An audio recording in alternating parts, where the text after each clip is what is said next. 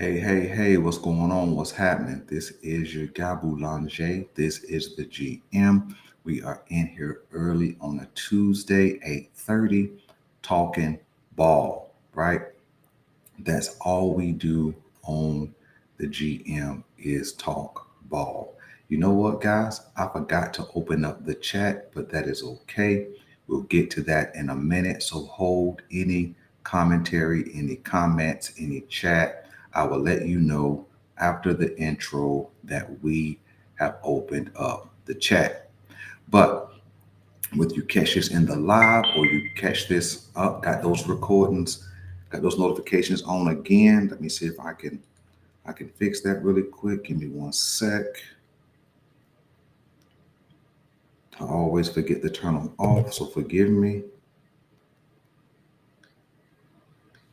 Right, that should fix it. And so, man, today, man, we're going to be talking about Destination Santa Clara once again, right? This is all there is to talk about in Ravens Nation is where we go from here as it pertains to getting to a Super Bowl, right? That's all there is to talk about in Baltimore Ravens Nation. And a part of this series, Destination Santa Clara, we will talk about why it's so important that the Baltimore Ravens capture a Super Bowl this season. And so, man, let me hit you guys with the intro, and we'll be right back, man, and we'll get this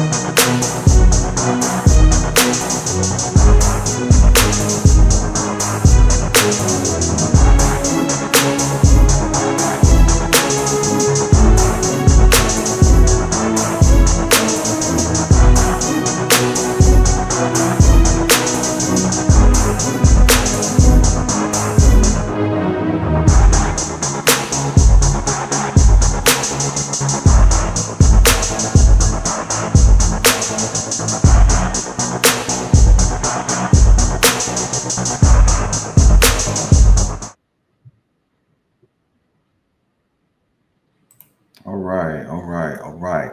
So, man, we in here this morning again. I am your host, Boulanger. This is the GM, and I want to thank you for whoever's joining in the live and also whoever is joining in the record. Either way you watch it, man, we appreciate you. Do me a favor, hit like, hit the subscribe, and let's get this thing going. So, yesterday, we talked about Destination Santa Clara, and we talked about if the Baltimore Ravens are a true Super Bowl contender, what could derail them, right? What could derail the Baltimore Ravens if they are true Super Bowl contenders? And I believe that there are three things that could derail the Baltimore Ravens. So, just in the context of review, just in case you did not watch that video, there's a couple of shorts up just to hit some highlights from that. And then the whole video is listed under the lives. And what I'm going to try and do, it's just good housekeeping. I'm going to try and take the longer version of a live and condense it and put it in the video context so that way it'll be easier. You don't have to go find it. It'll be right there under the video section. So if you got your notifications turned on, you should get that as well. So you'll be able to catch it in the live, watch it there. You can catch it in the video section, watch it there, or you can catch the shorts, right? But nevertheless, man, I appreciate you guys. So let's get into it.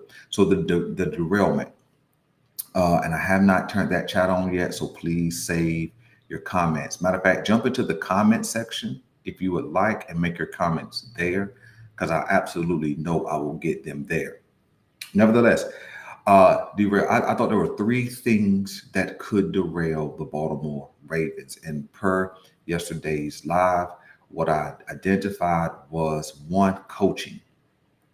Coaching could be a derailment for the Baltimore Ravens. When you look at the Ravens' history, which is what we did on yesterday from 2019 all the way to current and playoff situations, and you could call the 2022-23 season playoffs where Lamar Jackson was out, but Tyler Huntley was getting the snaps, the game against the Bengals.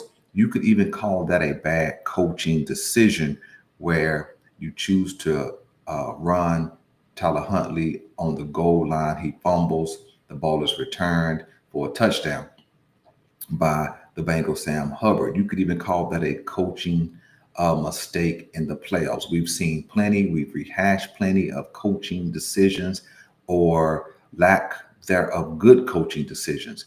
Every coaching decision doesn't have to be bad, right? It's only the bad coaching decisions that get highlighted, but every coaching decision doesn't fall in the good category either. It could just be ineffective. Nevertheless, so coaching, whether it's a lack of running the ball, whether it's a lack of execution of a game plan, whether it looks like a lack of preparedness for a game plan, either way, um, the problem is sometimes when we show up in the playoffs and we get in tight situations, coaching can be a problem. Derailment number two from yesterday was discipline and execution. They go hand in hand with one another. Coaching, discipline, execution. Like I highlighted yesterday, and that has been talked about multiple times last season, the Baltimore Ravens were one of the most undisciplined teams, or was the most undisciplined teams as it pertains to penalties, especially on the offensive side of the football. And when you're undisciplined, you're going to cause yourself some heartache. True enough, the Baltimore Ravens had a really good record in the AFC. The Baltimore Ravens had a division winning record. The Baltimore Ravens captured the third seed, but it was absolutely some things that we saw in the regular season that cost us some football games. We just have to acknowledge that. And so now, okay, uh, we should be able to come into 2025, 2026 more disciplined, aware of our problems from last season, aware of what caused us issues last season, and we should be able to handle our business with a higher level of execution. Um, so that's number two from yesterday. Number three from yesterday, when it comes to what could derail the Baltimore Ravens from capturing a Super Bowl, number three was mental capacity. And I explained on yesterday that mental capacity is having the ability to endure the stress, right? What was stress? Stress was the demand to perform, right? That's what people are talking about when they're saying they're stressed out. Their lives demand performance. And a lot of times it's demanding your maximum ability. It demands your best, whether you're on your job, whether you operate as a husband, as a wife, as a parent, it's demanding your best. And when your best doesn't seem good enough, that creates stress. Nevertheless, when we look at the Baltimore Ravens trained high end athletes, a lot of times when we get to the playoffs, their best doesn't always show up. It shows up in spurts, but not in a complete game context. And that's a part of what we saw in the 2023 uh, playoff downfall against the Kansas City Chiefs. And that's also what we saw in the 2024-25 playoff downfall against the Buffalo Bills. And so now we're in a situation to where we should be able to grow in all of those areas that could derail us. The Baltimore Ravens should have a better coaching ability in 2025, right? I know that there were some coaches that went out. There are some coaches that have come in, which should create uh, um, more responsiveness from their players. It should create a smoother transition from last year. Zach Orr is in his second season, so it's not a new scheme of sorts. It's not a new coach, and it's not a new voice. It's a similar voice. John Harbaugh is back. Todd Monken is back. Both of them have new contracts. So it seems like they should be able to put their heads together collectively and figure out how to put this team in the best situation to capture a championship. First, got to get the division. Secondly, you got to win in the regular part of the playoffs, wild card, divisional, and then the AFC championship. And then you can advance to the big dance, the big game, right? So when it comes to um, discipline, that's going to be coaching and on the players to be able to execute, right? With understanding this was a makeshift offensive line last season, a lot of new parts that had to go into um, a new starting five, right? Ronnie Stanley had a new guy beside him starting. Tyler Lindenbaum had a new guy beside him starting. And then, of course, if the right guard is new, then at some point he would have to figure out what the right tackle is going to be doing, right? So you had a new offensive line, so you could expect some learning curve, some undisciplined nature, but it should not have lasted all season long, and that's exactly what happened. And then when it comes to mental capacity, right, the benefit of having gone through what they went through the last couple of seasons is that they've been able to go through it together, right? They've been able to kind of learn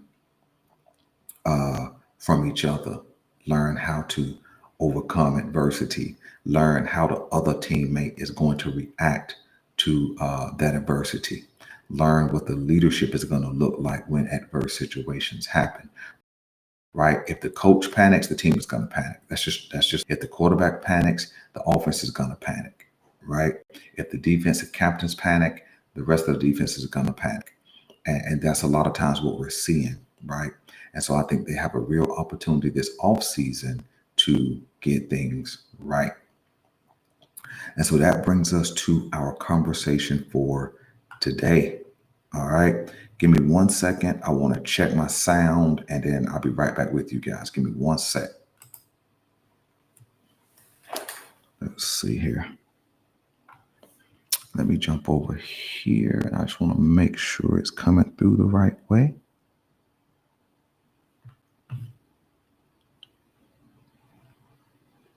Uh,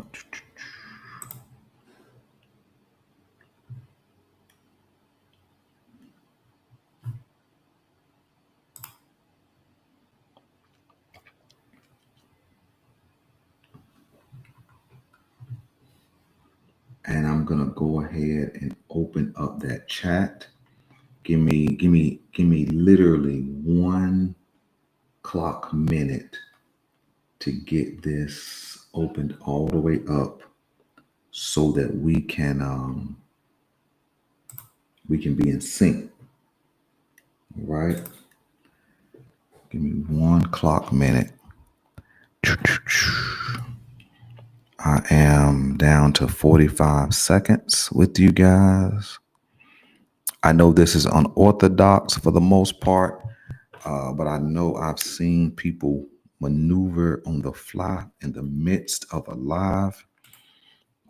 And so I appreciate you guys for enduring with me through this process. Let me hit this.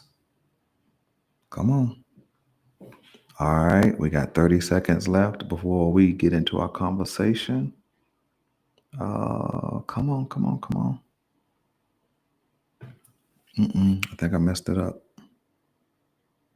I think I messed up the chat. I believe I did. Dadgummit, Leon. Let's see. Okay. Nope. Got it back on track. I'm down to 20 seconds. And I'm almost done. Let me launch. All right. I'm back in here. All right. Now let me get my screen pulled back up.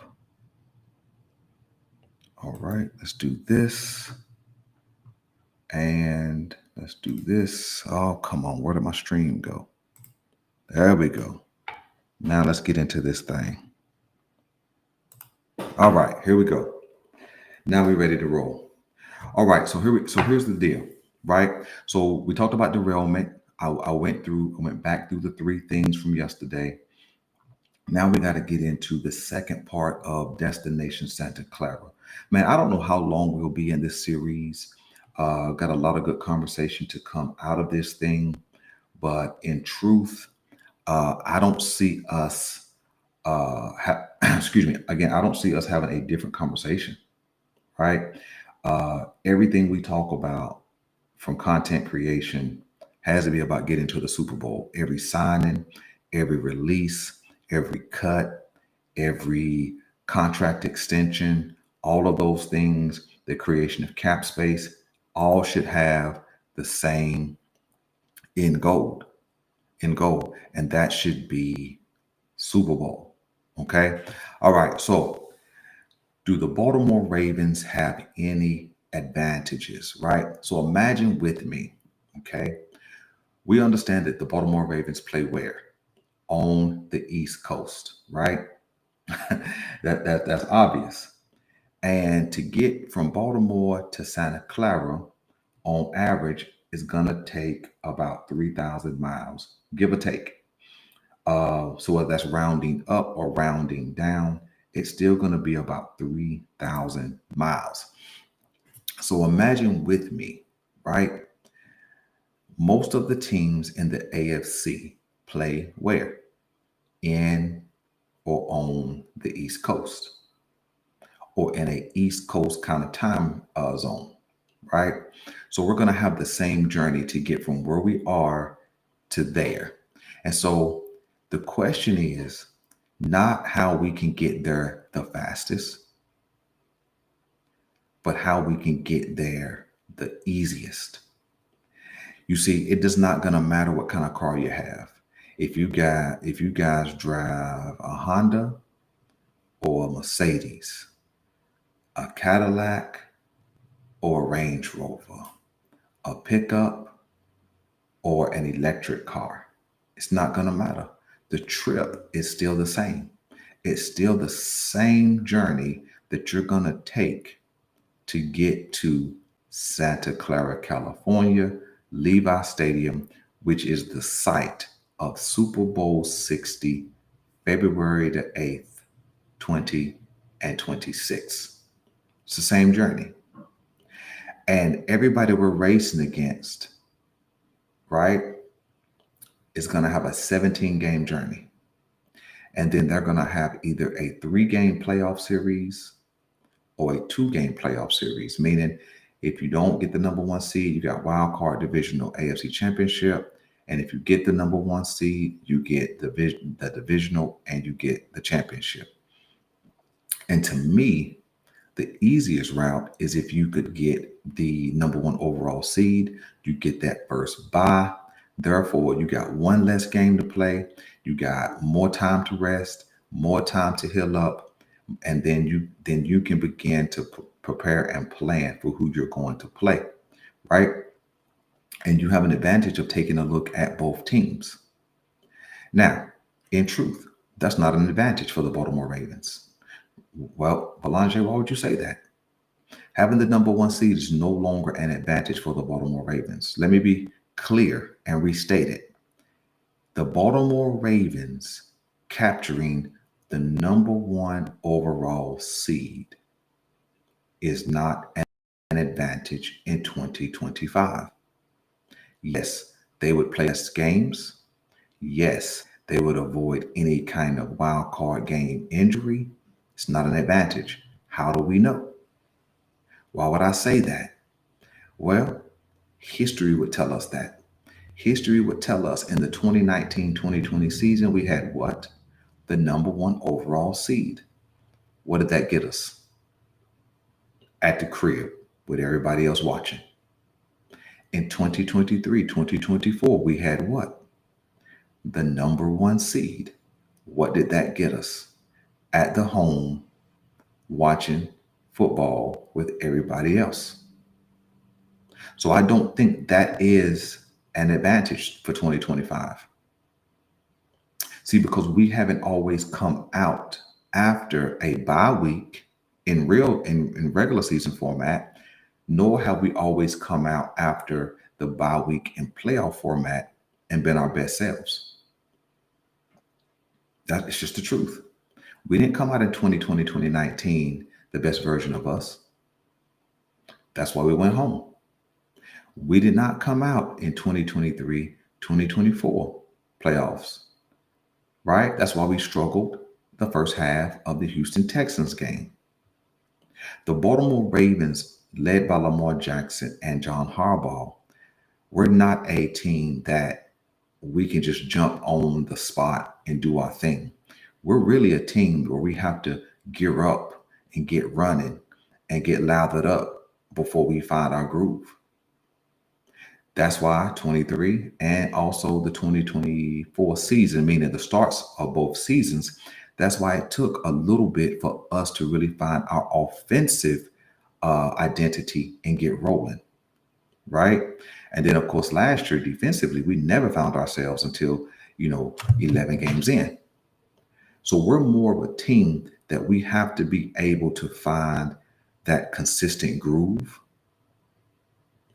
to where from week to week, we know the product that we're going to put on the field. At any point that we take a pause and have time to sit and think, we don't always look the greatest when we come back out. It's just true. So I don't think getting the number one overall seed this year is as important as we have previously thought. Now, it will be important if we have a host of injuries. I will not deny that. But if we're fairly healthy, I'm cool with just winning the division. That's number one.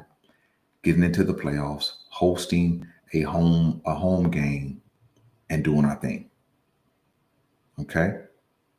When we think about advantages, I don't think home field advantage, meaning wild card and or the divisional round. Meaning if we're playing wild card weekend and maybe we're playing the divisional round weekend, I don't think home field advantage is a necessity because we've lost both ways. We've lost on the road and we've lost at home. AFC Championship, home field throughout. We lost at home. When no, and I hear you, Jeremiah. I do. But what I'm talking about is this iteration of the team. We've lost both ways. We've lost on the road and we've lost at home. And so is this the same team as it was 2023, 2024? Not exactly. Is this the same team that lost on the road in Buffalo last season? Not exactly. But the top of this roster and the coaching leadership is the exact same. So is no again. I don't disagree that is an advantage. Matter of fact, we could call it the easier path. Being at home, not having to travel is absolutely the easier path. But what I'm saying is that the Baltimore Ravens have shown that is not an absolute advantage for us all the time, only because we've lost both ways. What I'm getting ready to get to is what I see. See, customary, let me use that word, customary or traditionally, we assume as a fan base, as sports heads, as a fandom, we believe that playing at home is an advantage. And it is simply because it's easier, simply because you have your home crowd behind you, so on and so forth. But what I'm simply saying is, based on what we've seen in recent history, we've lost that way. In fact, 2019, 2020, we lost having the number one seed playing at home. So what I'm saying is this version, led by the same coach, the same QB, has not proven that playing at home was the absolute advantage. Now, again, I don't disagree that it's easier. Making it easier is an advantage. Okay. But I'm going to get into some different things today as an advantage. So we're going to talk about what are some Baltimore Ravens advantages. All right. Let me pull my slide back up. All right. So do the Baltimore Ravens have any advantages? Absolutely. Right. Absolutely have some advantages. And the first advantage is we're going to go from the bottom to the top. So we're going to start at advantage number 3, roster continuity. That is what I believe. I believe that is number one. Um, the number 3 of the top 3 is roster continuity, right? Being able to be familiar with who you're playing with, right? You can learn their movements, their motions, their habits. You can learn what their strengths are, what their weaknesses are. So having roster continuity, and I want to get deeper into the word continuity. If you look at the word continuity, is an offspin of where we get the word continue. And so when you look at the word and you separate them, is actually how you continue unity. And so when we're able to continue the unity of the roster, it does serve as an advantage. Let me be clear. I'm not even talking about in comparison to other teams. A lot of times that's what we like to do, especially in sports. We like to compare our team to other teams, our quarterback to other quarterbacks, our offensive line to other offensive lines, our defense to other defenses. And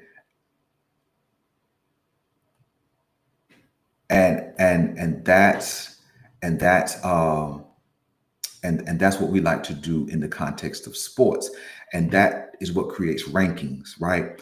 The Baltimore Ravens have Lamar Jackson, best player in the league, best quarterback in the league, however you want to phrase it, right? It's a ranking. When everybody else at the quarterback position falls under Lamar Jackson, we call that an advantage. I'm not even speaking in the context of um, who's better or who's worse. I'm speaking in the context of in house. Let me grab a phrase that has existed from the last 2 playoff losses. The last 2 playoff losses, a common theme or a common statement is that the Baltimore Ravens beat themselves. That is a common theme, a common statement.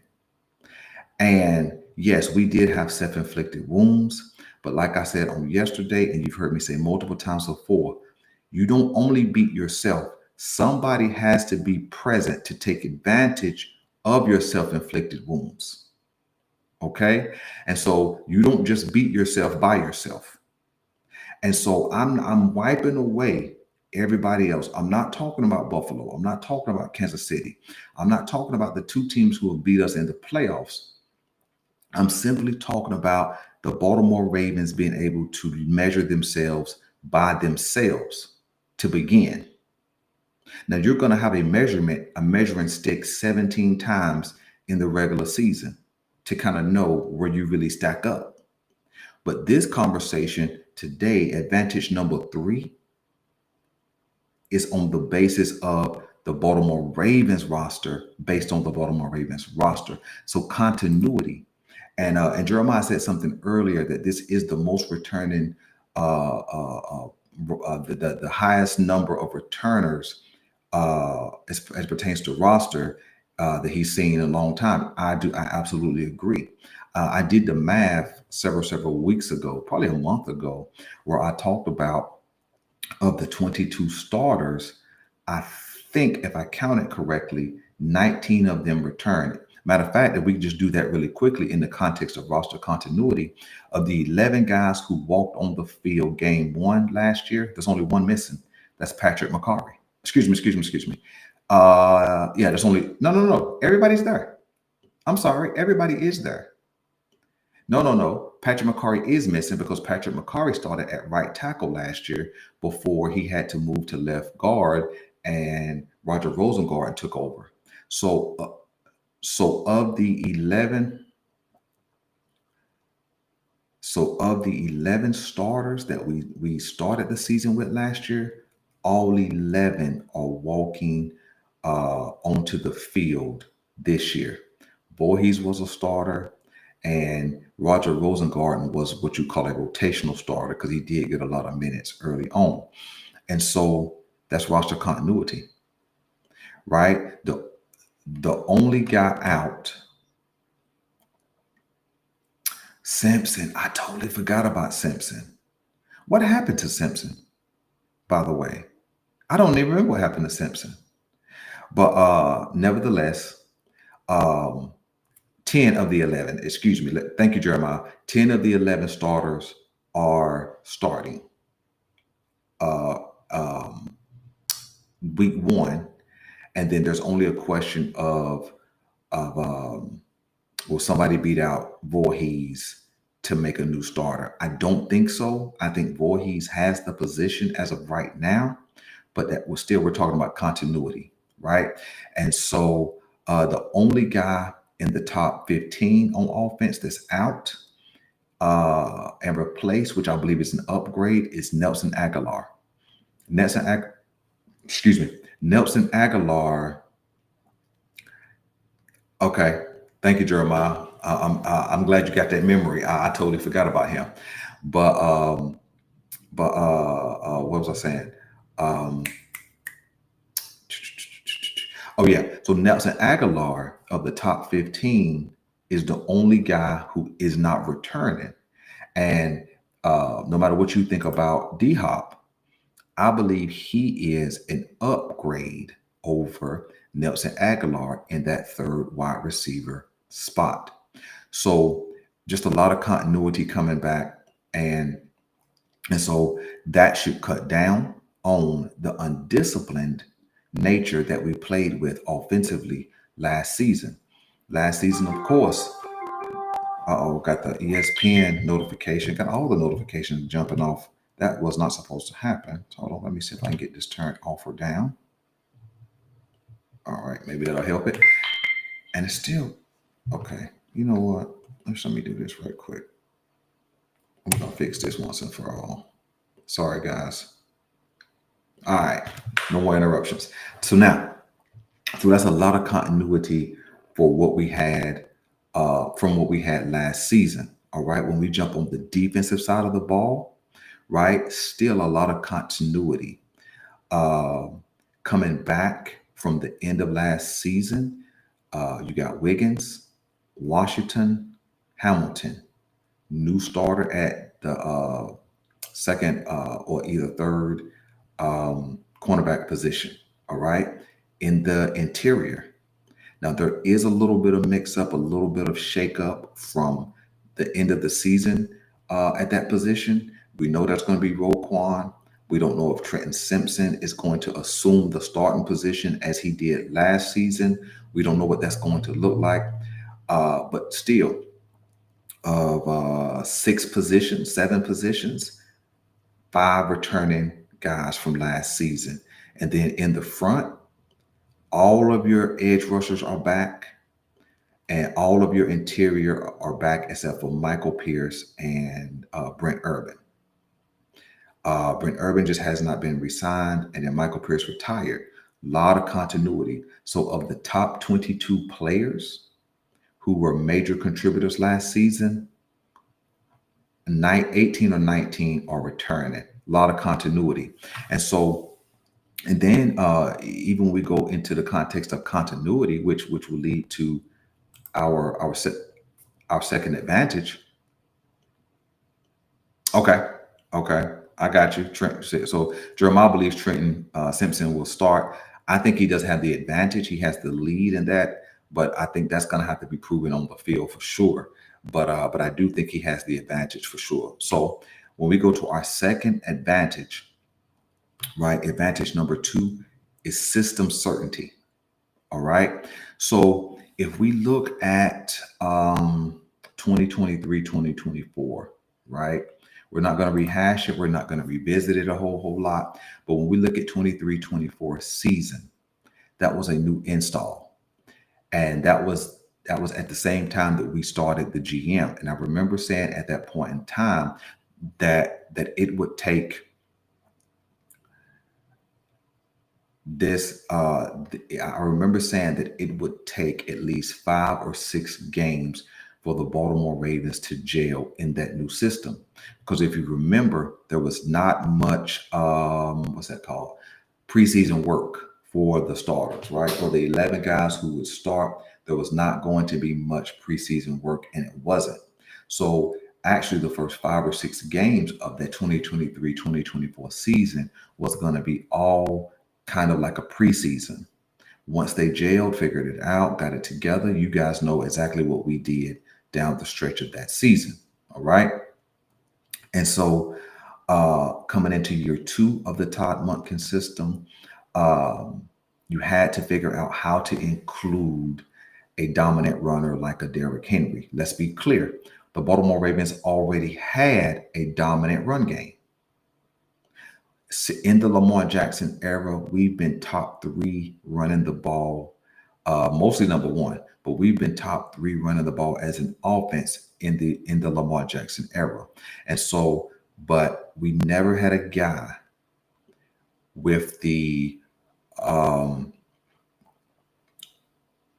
the credibility, right? Uh, of a Derrick Henry. We never had anybody that had that presence. We never had anybody at that position who had that kind of uh, downhill dominant ability. And so we had to figure out how to work Derrick Henry in. And so how do we know that it was a work in progress from the beginning? Again, there was no preseason work for the starters. And so it took basically the first 4 or 5 games to really figure out a groove, a niche, a working mechanism between Lamar Jackson and Lamar Jackson and Derrick Henry. When was Lamar Jackson going to pull it and run? What kind of run style? Was it going to be zone read? Was it going to be out of the shotgun, out of the pistol? What was going to work for Derrick Henry? And so, and so, and so once we found that groove, because remember coming out of the Kansas City game in 24-25 and coming out of the Raiders game, 24-25 season, the question we were asking is, how are they really going to use Derrick Henry? Doesn't run him enough. When we had the lead against Oakland and then we gave it back to him and all those kind of things, those were some questions. And you're right, Jeremiah. The line did start suspect for sure, but once we found our groove, right? Once Rosa Garden became the starter, Makari went to left guard. We began to do our thing offensively, and so I hear you, Jeremiah, when you say 35 points per game. I think that could be a possibility. For sure, I do think that we should average 4 touchdowns a game, and we'll get into some statistical things once we get to our next advantage. And so when you look at advantage number three, roster continuity, when you look at advantage number two, system certainty. And what do I mean by certainty, right? We understand that there's always going to be install. We hear that word install every offseason when it's OTAs. We hear that word install when it's preseason, right? That means they're implementing plays or implementing the system with which they're going to run. I've heard a lot of commentary. The Baltimore Ravens were going to move to a zone run scheme. I think that's what I heard. I think I got the right system, and I think that it could be an easy transition for sure. I think it's going to benefit Derrick Henry. I think it's going to benefit a Justice Hill. I think it's going to benefit a Keaton Mitchell. Ultimately, it's going to benefit Lamar Jackson, especially when he can exclude himself from having to be a major part of the run game. And we'll talk about that in our next advantage. But I think the roster continuity and the system certainty, knowing exactly what you're doing, how you're supposed to be doing it, where you're supposed to be positioned, who's playing beside you, um, what are their movements, what are their habits, all of those things. Advantage one, advantage two, play hand in hand, and that's going to negate some of what we saw last year in the undisciplined nature of our play, which cost us some games.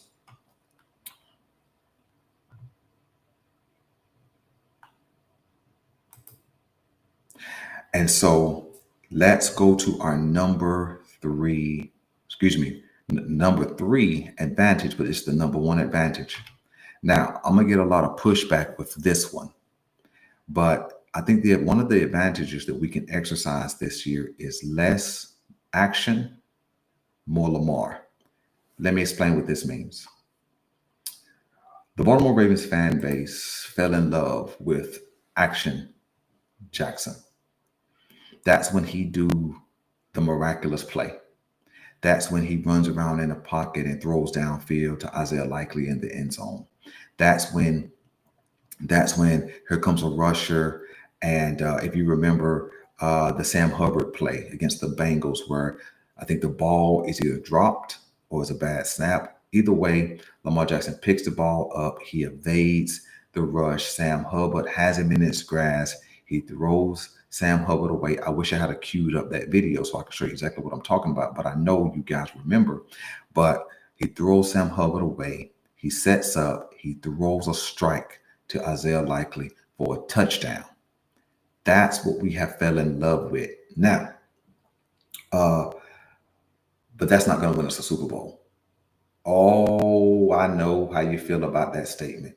Action Jackson will not win us a Super Bowl because Action Jackson is the nature of Lamar Jackson having to take over. I agree. I agree with that. But Action Jackson will not win us a Super Bowl. How do we know? Hasn't won us one yet. Hasn't got close. And I'm not simply saying Action Jackson won't win us a Super Bowl as if it's Lamar Jackson's fault. I'm not saying that at all. What I'm simply saying is the mentality or the methodology that Lamar Jackson has to put the whole offense on his back and be a really good runner and an elite passer and evade the rush 5, 6 times a game and throw the ball downfield for a miraculous play. That's not going to win us a Super Bowl. You've never seen, and we can definitely contextualize it if you would like. We can do that. But you've never seen one quarterback have to carry the whole offense and win a Super Bowl. You have not seen that.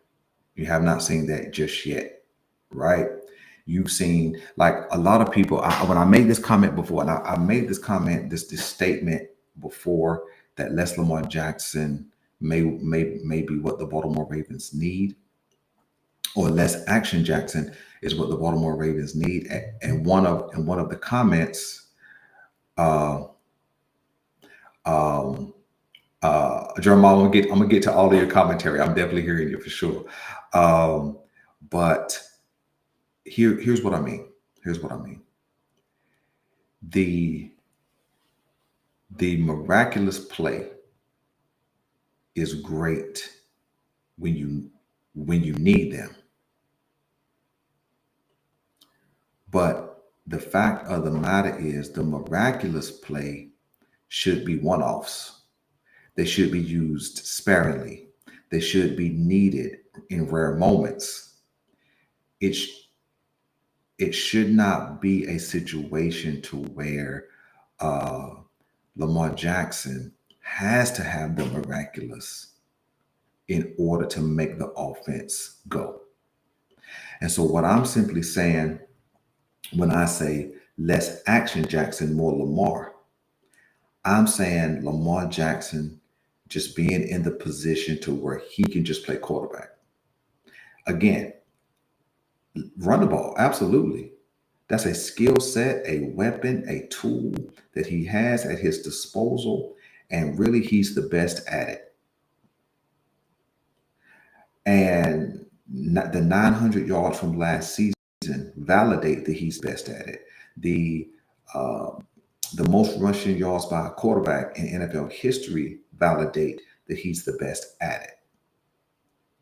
But what I'm simply saying is a lot of times when Lamar has to run the ball, when Lamar Jackson has to be the playmaker, it has not spelled well for the Baltimore Ravens. I'm gonna give you two examples here in a second that kind of speak to my point. Um, so, what does it mean to see more Lamar Jackson? I'm simply saying, yeah, no, I agree. I think the numbers have indicated that, but the mentality has not indicated that. What I mean by mentality is when you look at what is actually happening on film, you're seeing still a high consistency of action Jackson type plays, whether that's having to evade the rush because the offensive line didn't hold up, whether it's having to, and that's two forms of rush: immediate pressure in the interior or pressure off of the edge. Whether that's nobody has broken open, so he has to extend the play in order to help them get open. Because a lot of times, his extension of a play helps the wide receiver to get open. But nevertheless, we can debate that out another time. But what I'm simply saying is when you look at the teams that have been consistently in the Super Bowl, right? You have not seen a situation to where the quarterback has actually had to try and take over a game where you needed the quarterback to be the dominant playmaker. When you look at the Chiefs and their run, which I think that they're going to take a step back this season, even still having Patrick Mahomes. When you look at the Chiefs and their run, you have not seen where Patrick Mahomes just had to be the greatest player in the league. You've seen a host of dudes around him make plays for him. He just had to deliver the ball. For example, not this past Super Bowl, but the one they won against who they beat in Super Bowl? The 49ers 2 years ago? 2023, 24, they beat the 49ers in Super. Yeah, I think so. I think so. When you look at that Super Bowl, right? What were people saying about Travis Kelsey leading into the playoffs? Man, he's lost it. You know, he had a down season, so on and so forth. But when that's what I'm leaning into, Jeremiah. Quick decision making and a lot more distribution. That's where I'm headed. But when you saw the playoffs happen, what did Travis Kelsey do? Travis Kelsey was activated. So when Patrick Mahomes needed a play, it wasn't Patrick Mahomes that had to make it. He was able to rely on the dudes he was able to rely on the dudes around him to make the play. That releases the pressure off of the QB to have to be the only playmaker. We have to be honest enough with ourselves as a fan base. There has been times where Lamar Jackson has been the only playmaker. And if Lamar Jackson didn't make the play would not have been made. Those one-off moments, those rare moments, those action Jackson moments, those should be pulled out sparingly. But I could go through tape of last season and I could go to each game and pull out 3 or 4 times where you had to see action Jackson versus just Lamar Jackson, the quarterback. And so one of the comments when I made this statement months and months ago, uh, one of the comments that that came back to me was less Lamar Jackson means game manager. Well, let's assess that statement. Does less Lamar Jackson mean he's a game manager? Nope, it does not. Less Lamar Jackson, especially through a regular season, means less wear and tear on his body. Less Lamar Jackson through a regular season means less mental strain. Less Lamar Jackson through a regular season means he is learning who he can trust through that 17 game experiment. You follow what I'm saying? See, if Lamar Jackson has to do it all, if he has to be the, um, if he had, absolutely, Jay Will. Hey, what's going on, man? Glad to see you in here. And so, but less Lamar Jackson through a 17 game experiment, right? He's going to be learning who he can trust. He's going to be learning uh, where these guys going to be positioned if a play breaks down. He's going to be learning which offensive linemen are strong at running in the run game, which offensive linemen are strong pass blockers. Who can I trust to hold up with the interior blocking? Which wide receiver do I know can shake loose quickly?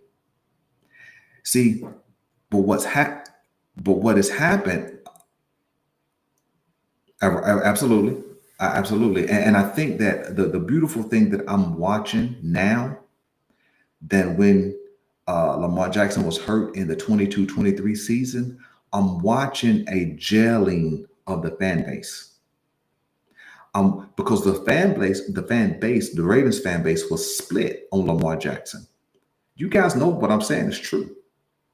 You see, we were split on Lamar Jackson, especially when he couldn't make the play, or when the play wasn't made, rather. And if you remember the contract dispute or whatever you want to call it, there was fan. I wasn't even like making a whole lot of content at the time, so I had more time to look and see what people were saying when Engraving would do a video, when other dudes would do a video, Locked on Ravens, so on and so forth. And there were people saying, "Hey, the Baltimore Ravens should let Lamar Jackson walk. The Baltimore Ravens should franchise tag him and trade him." All of those things were being said. Why? Let's be clear. It wasn't because he wasn't great. It was simply because if he had to be Action Jackson, which is what people fell in love with, and he couldn't come through, you're right, Jeremiah. A lot of people do not understand what they're looking at. But if he couldn't be Action Jackson and make the play that needed to be made every single time,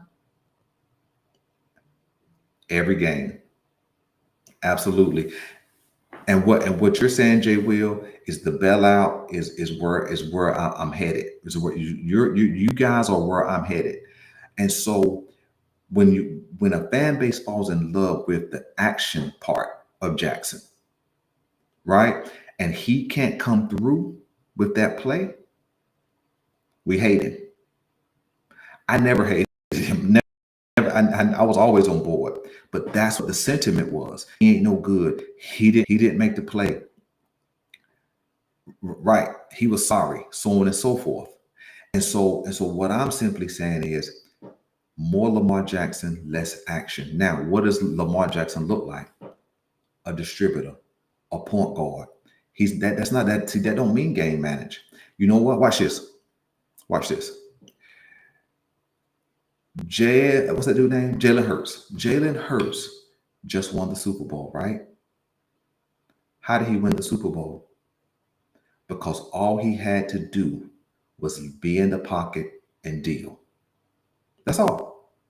All he had to do was look upfield, see his playmakers, and throw it to him. AJ Brown, What's the number two guy out there in Philadelphia? Um, what's the guy's name? What's the guy? The number two guy in Smith, Devontae Smith. That's his name. All he had to do was stand back there and deal. Watch this. And then when he needed to run, then he could tap into that. Then he could tap into the action part, right? The action part of Jalen Hurts. I know that that is blasphemy to use that term with him, but that's what I mean. When he had to run, that's when he tapped into that. But that wasn't 4 and 5 and 10 times a game. In fact, when you look at thank you. When you look at Jalen Hurts, right? He's not a Lamar Jackson clone. His game is not similar to Lamar's. But what I'm saying is, in those seasons where he had to run 9, 10, 12 times a game, they did not win. They did not win. It was when Jalen Hurts took a step back and became more of a distributor. That's when they went all the way and captured the chip. Let's go to the this year's MVP. 2024-25 MVP. What did Josh Allen become more of? A distributor.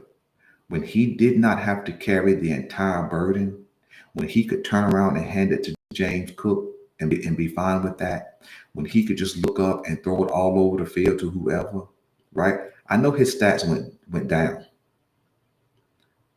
but their ability to win went up. Now, granted, they play in a sorry division. It's not as competitive as the AFC North. So you can count about 5 wins from that division alone. But the reason why he won the MVP, this is the narrative around the MVP. He didn't turn the ball over as much. That's the narrative. See, people credited him for doing more with less. He didn't do more with less. He did it. He was appropriate with what he had. If he threw it to Curtis Samuel, that was fine. If he threw it to Shakir, that was fine. If he hit his tight ends, that was fine. If he threw it to Cook out of the backfield, that was fine. It was when he didn't have to run 9 and 10 times a game and then go back and be a distributor and then figure out how to make everything work. See, it's the nature of putting the team on his back. He did not put the Buffalo Bills on his back offensively this year. He actually was a distributor, which helped cause them to advance past us. See, well, let me say this. Let me say this. Let me say this. When you think about it, he had 175-ish yards against us in the playoff game in Buffalo, right? The question would have been, how could they win? Because when I got less responsibility, I don't have to carry the whole burden. That's less pressure. You better hear what I'm telling you. See, I talked to you guys about mental capacity yesterday. So when I can start relying more on the dudes that ride with me versus just relying on me, that's less pressure as a quarterback. See, when I can rely on my wide receivers to catch what I throw to them, when I can rely on my tight ends to catch what I throw to them, when I can rely on the offensive line to block when they're supposed to be, and all those kind of things, that's less pressure. That's less playmaking I have to do and more distribution that I can get into. Think about it. That's what we saw from Josh Allen last year. And I understand that Lamar Jackson had a wonderful, amazing year last year. Should have won the MVP, certainly. We get the 4,000 yards. We get the 40 plus touchdowns, only 4 interceptions. We get the 900 plus yards rushing. But in truth, that may be too much for a quarterback. That may be too much for one dude. Because you guys know, like I know, we saw games. Think about what I'm saying. We saw football games where it looked as if Lamar Jackson was feeling the pressure to make something happen. Do you remember the Kansas City game where Lamar Jackson came out running the ball all on his own? Do you remember the Pittsburgh Steelers game? I think it was the second game where he came out and he was running the ball all on his own. That's because he felt the pressure. See, when listen, now let me tap into my mental clinician context. When I don't believe that I can trust you to do it, who will do it? Talk back to me. Neck hurting. Talk back to me. When I don't trust you to do it, when you have a job to do and I can't trust you to do it, I'll do it myself. And that's what Action Jackson is about. Action Jackson is when I don't trust you to do it, so I have to do it. That's the truth. And so less of that and more distribution means he's trusting what's around him more. Right. Yeah, absolutely. There's a lot of teams who are stacked, and the more stacked your team is, the lighter of a burden it is on the quarterback. Now, Lamar Jackson has the kind of skill set that he can take over a game, but that should not be 6, 7, 8 times a year. He should not have to take over a game with the roster being this stacked. If we believe, and I saw some comments earlier. I think Jeremiah made some comments about his weaponry being the best has been. And it spoke in that context. If I have a legit number one wide receiver and a number two, Zay and Bate, I have possibly an HOF number three and D Hop. He's not the D Hop of old. He's not the D Hop of old. But if I have those three that I can really rely on, and then I got three tight ends who are all credible in their own way, I have a Hall of Fame running back that I can turn around and hand it to. I have a back in Justice Hill that I can throw it to and hand it to. I have a back in Keaton Mitchell who can do all kind of things with his speed. I have enough now. I have enough around me now where I shouldn't have to be Action Jackson 6, 7, 8 times a year. I may have to take over a game twice, maybe 3 times a year.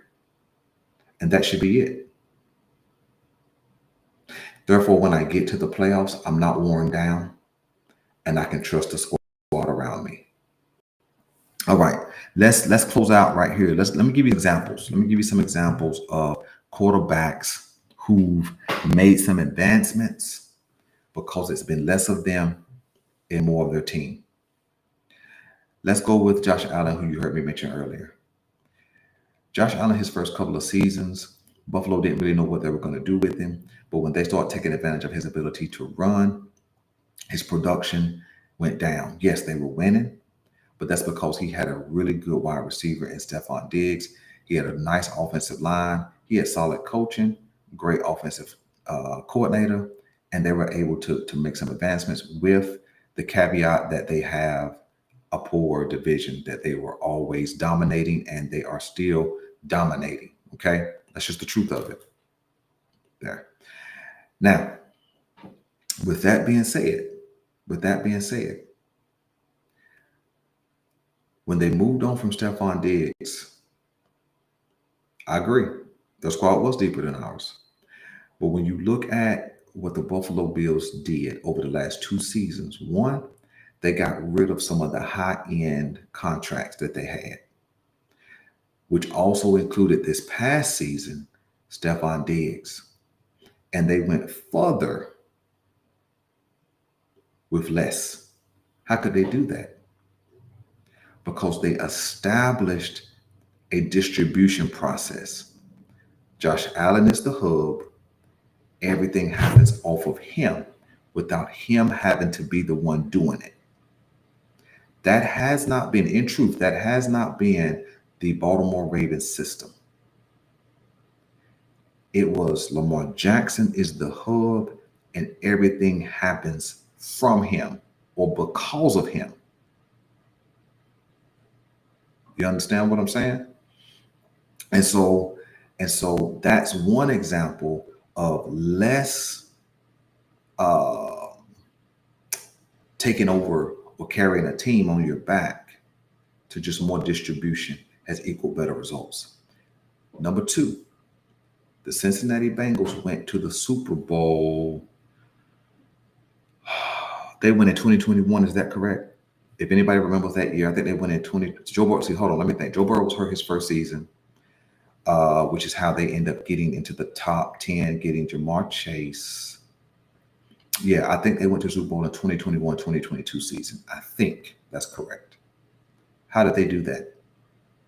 All Joe Burrow had to do was deal.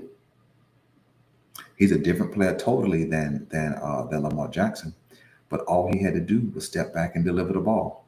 Higgins, Chase, and Tyler Boyd.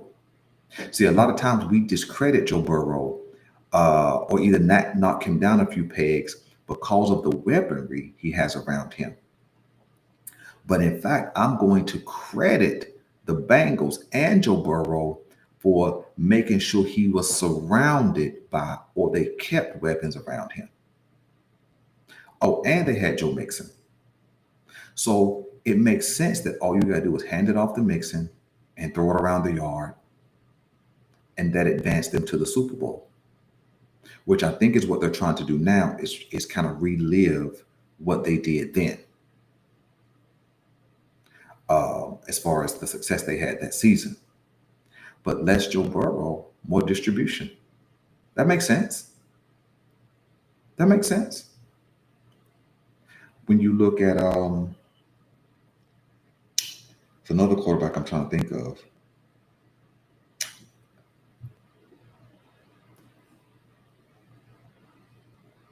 When you look at before I get to, I'm going to hit the Eagles. When you hit the Eagles, okay, you got Jalen Hurts, and when he was having to run it and throw it, right? They didn't win, right? They still had AJ Brown. They still had Devontae Smith. They still had a solid offensive line. They still had Dallas Goddard. At one point, they had Zach Ertz. I think they had Zach Ertz when they went to their first Super Bowl with Jalen Hurts. They didn't win. Why? Because he was the hub. Everything had to happen because of him. Remember, that season he had to run it and throw it. But less Jalen Hurts in the 24-25 season equaled what? Well, what did they add? They added a Hall of Fame level running back, which completed the pieces to the puzzle. Now, all he had to do was hand it off to Saquon or throw it to his weapons, which is what is supposed to happen from a quarterback position. See, the commentary around Lamar Jackson has consistently been he has an ability to run the ball, so you have to use his ability to run the ball. Well, not to the tune of 900 yards, because that has not ended up with success in the context of advancing in the playoffs, getting to a Super Bowl. I'm just telling you what the facts are the facts. Less Jalen Hurts, whatever you want to call him, game manager, whatever, equal to Super Bowl. And I wonder would Jalen Hurts take an MVP having to carry the whole team or a Super Bowl ring and a Super Bowl MVP, which oftentimes goes to who? The quarterback. I wonder would you rather be a game managing type and have a chip or be a superstar having to carry the whole burden? One of them sounds way better than me. Let's go with Brock Purdy, who's also been to a Super Bowl. Right? How did he get there? Brock Purdy gets what? Knocked down a few pegs. Sure, he was 7th round draft pick. Sure, he was last pick in the draft. At least I know he was 7th round. He may have been the last pick in the draft. I can't remember. Either way, 7th round, 7th round. How did he get to a Super Bowl? All he had to do was distribute George Kittles, Debo Samuel, Christian McCaffrey, Brendan Ayuk, and a nice offensive line. You're right.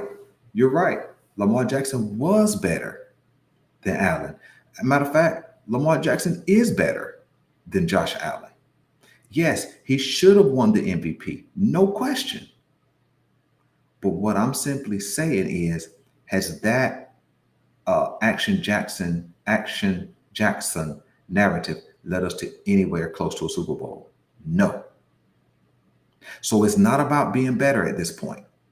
I'm not comparing Lamar Jackson to other quarterbacks. I'm not comparing the Ravens to other teams. I'm comparing us to us. And what I'm talking about is the process by which we've been playing has not elevated us to a higher level of success. We've been to the AFC Championship, didn't get to the Super Bowl. We've lost in the wild card round, we've lost in the divisional round, all with the same type of narrative. But back to Brock Purdy. Brock Purdy gets knocked down a few pegs because he has won with having a good squad around him. Well, daggone, that's what you want. You want your quarterback to be a distributor, be able to get the ball to his playmakers and let them do the job. That's what you want. Go back and get Jimmy Garoppolo.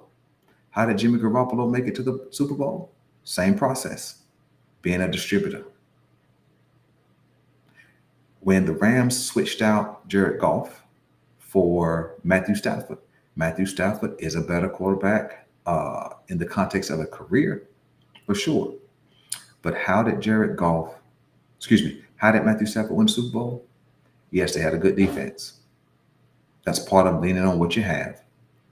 But if I remember correctly,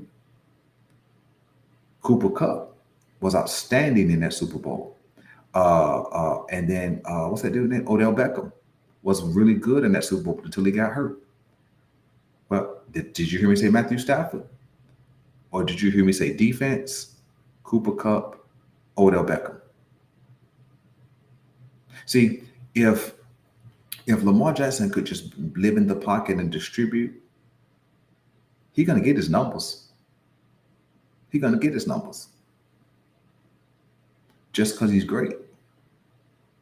See, we want the run game, his ability to run, to be a small complement of what he can do as a quarterback. See, because here's what's going to happen. Based on what we've done over the last couple of seasons and Lamar Jackson's elevation in passing and accuracy and game changing plays, there's going to be there's going to be a shift. There's going to be a shift. And what that shift is going to be is how teams play Lamar Jackson, which we will talk about probably on Thursday. I believe there's going to be a shift in mentality and how people approach Lamar Jackson. All right, guys, so let's close out right here. It's about time for me to go to work, or get to work rather. So listen, man, I appreciate you guys for engaging in the conversation. Those are the advantages I believe we have going into the 2025 season. Roster continuity, bringing back the most starters that we brought back in probably the last decade. Just being able to have that familiarity with one another, knowing each other's habits, knowing how we move, all those kind of things with one another. I think that is absolutely a clear advantage.